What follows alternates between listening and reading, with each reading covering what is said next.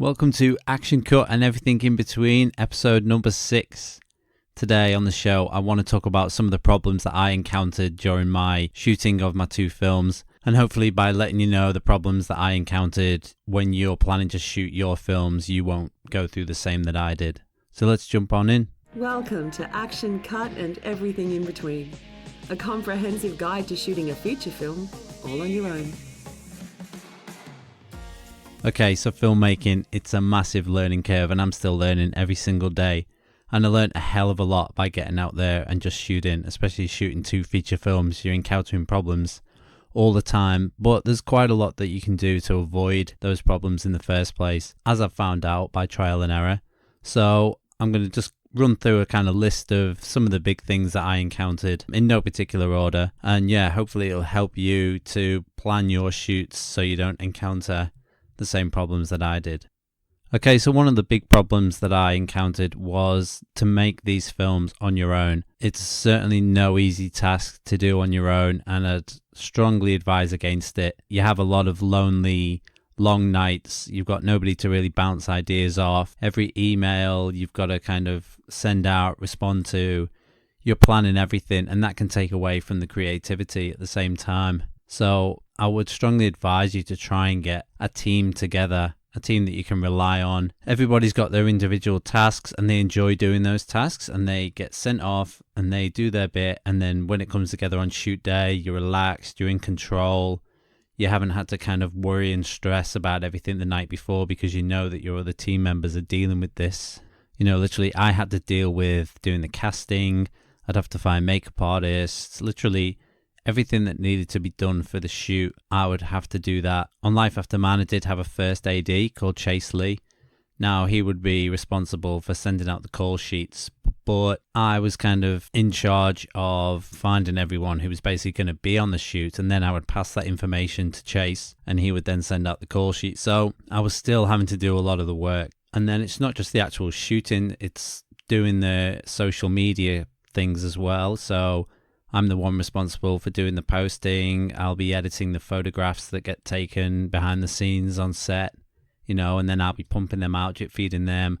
I'm organizing poster design, or I'm designing posters myself. I'm going out with our actors and I'm doing the photo shoots as well. I'm kind of lucky that I can do all those things, because for me to rely on someone else is just another kind of hurdle to get over. So over the years, I've just taught myself to, you know, learn how to shoot, learn how to edit, learn how to do motion graphics, do graphic design, do photography. So having all those skills allows me to just move forward and not have to wait to find someone who may have that skill set. Another very important thing to think about when shooting your film is the legalities. Now, to me, being more kind of creative brained, legalities and paperwork and all that is my nightmare, and I hate doing that kind of thing. And again, this goes back to the point I just made about being on your own. I didn't have anyone who could deal with that side of things. So yeah, I had to do the research, I had to find contracts and things like that, and then deal with people's agents, make sure the contracts are all getting signed off, and yeah, with location release forms, making sure that they're printed, the address is correct, that goes to the right landowner or homeowner, and they're all signed off so that once the film is all finished, you've got a good kind of legal crutch to lean on once the film's all done. So yeah, get all your legalities sorted out first, and then, you know, you're good to go. Okay, moving on next, I want to talk about wardrobe. Now, on both films, I never learnt my lesson. I would just tell the actors, I'd say, okay, bring a check shirt, bring a pair of jeans or something to the set, and then that would be it. They'd turn up on set, I'd have a look at different variations and be like, yeah, that's good, yeah, wear that. And then you find that down the track, that's really not a good idea. People forget to bring the right wardrobe, and then you end up having to make kind of creative decisions that steer away from the original plan that you had for the scene, because you've got to hide this piece of clothing that may be wrong. Also, if the piece of clothing gets dirty or damaged, then, you know, if you've only got one version of that clothes, you've got no spares, then, you know, you're screwed for the rest of the shoot. We had kind of blood stains that went on t-shirts that were supposed to be clean. So, you know, we'd have to go and get the t-shirt washed and then bring it back before we could wear it again, or we'd have to find some way to cover up the blood stain. It was just a nightmare. Also, if a piece of clothing gets lost, then you're going to be in really big trouble. And I had that happen on both films.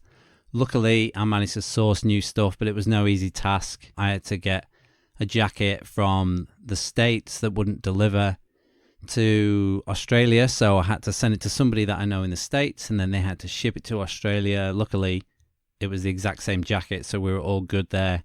But yeah, it could have been a lot worse, and we would have had to come up with some weird way to try and hide it on the shoot. Another big thing that I learned, and I've touched on this before, is not breaking in the middle. If you can, try and keep going and be consistent with your film. By breaking in the middle, you kind of lose that momentum, and although you may be so passionate and really into your film, it's hard to get that momentum back up and running. And that goes for everyone involved, not just you. The cast and crew may have moved on to other things like that, and now they've got to come back to this other film that is kind of half shot, half done.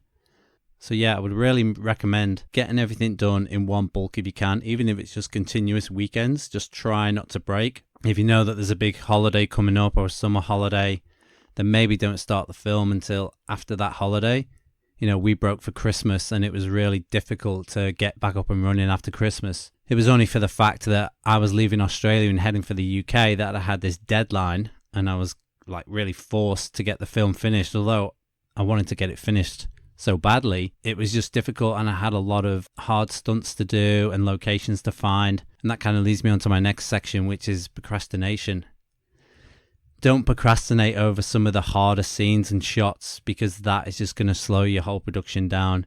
You should really plan them out and think about them, and maybe even get them done first. That way the rest of the film is just smooth sailing. I know on both films I've been guilty of putting back these hard scenes just because there was so much involved: stunts, locations, actors, a logistical nightmare really. But I wish, 1, I wasn't on my own trying to plan it. 2, why did I write that into the script? And 3, I wish I hadn't been so scared to just tackle it, because once I sat down and did start to tackle it, it came out really well, and I'm really happy with the results. One of the big things for me, I decided to, on Saving Grace, to do a night scene in a boat, which has a whole load of technical problems involved. Where are we going to shoot on this boat? In Australia, it's full of sharks and things like that. So what sort of water are we going to find? Are we going to do it in some sort of ocean pool maybe? But then how do we get the boat in there? What about lighting as well? We're shooting at night, so we're going to have to find V-Lock batteries with some big lights that can kind of reach. So anyway, we ended up finding this lagoon, which I thought at first had a shark-proof fence. And it wasn't until we actually got the boat to the edge of this lagoon to push it under this fence or pull it around on the beach that the sign on the fence actually said not shark-proof fence. So that was a little disconcerting, but we'd gone that far. And we knew we didn't have to shoot in kind of too deep water, but we went ahead and we shot it anyway. It was a very long night.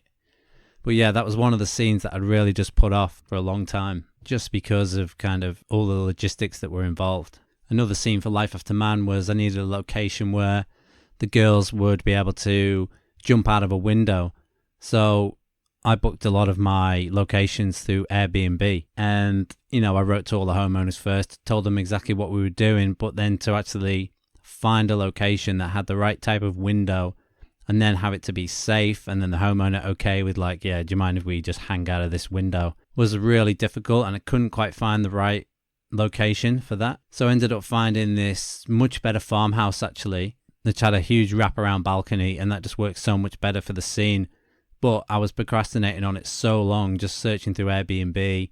I just gave up in the end. I was like, you know what, I'm just going to push this scene to the back, to the very last, because this is just too hard basket for now. But, if I'd have pushed on, I would have found the right location like I did when I finally sat down to do it. And yeah, everything would have worked out fine. Carrying on from locations, another big one is to shoot somewhere accessible.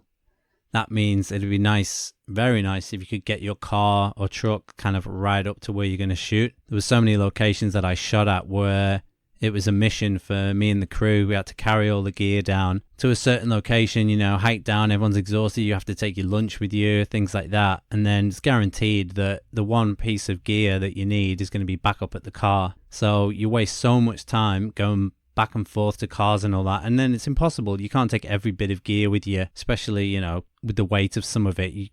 It's just not possible. So make sure you shoot somewhere accessible where a car can get to. With Saving Grace, the house there was water access only, So each weekend we'd have to pull up to the car park. Someone would have to go and park the cars because the car park was far away from the wharf. Then we'd have to pile all the gear onto a water taxi, take a water taxi over to the island, then shoot everything over the weekend, then get a water taxi back, and then someone would have to go off, get the cars back, come back with the cars, and it was just a nightmare. And it added a lot more onto the budget as well. We didn't really expect the water taxis to be so expensive, and then there was the odd thing where an actor would have to leave earlier than everybody else, or their scenes may have been wrapped, so that would be a separate water taxi charge that we'd have to pay for. So yeah, always think about accessibility when picking your locations.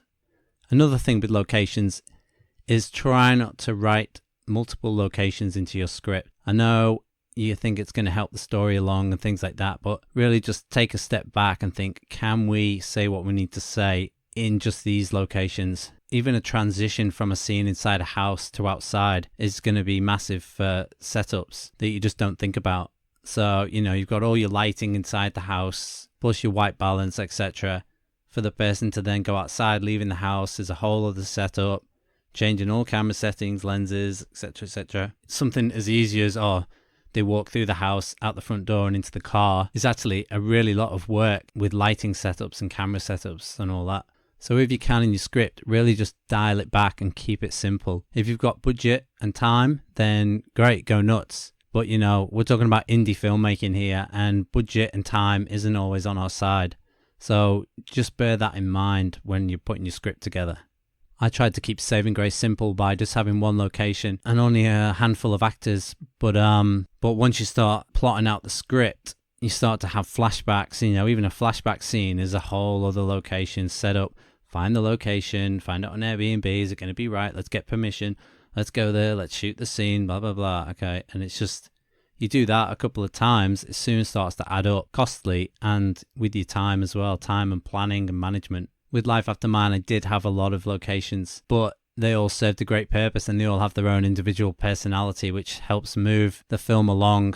I'm trying to show off this Australian landscape and the farms and the people that inhabit it. So it was kind of essential for me to have quite a number of locations. Otherwise, it would have felt a bit stale, I think. Another great thing I did with Life After Man was that I hired a script doctor.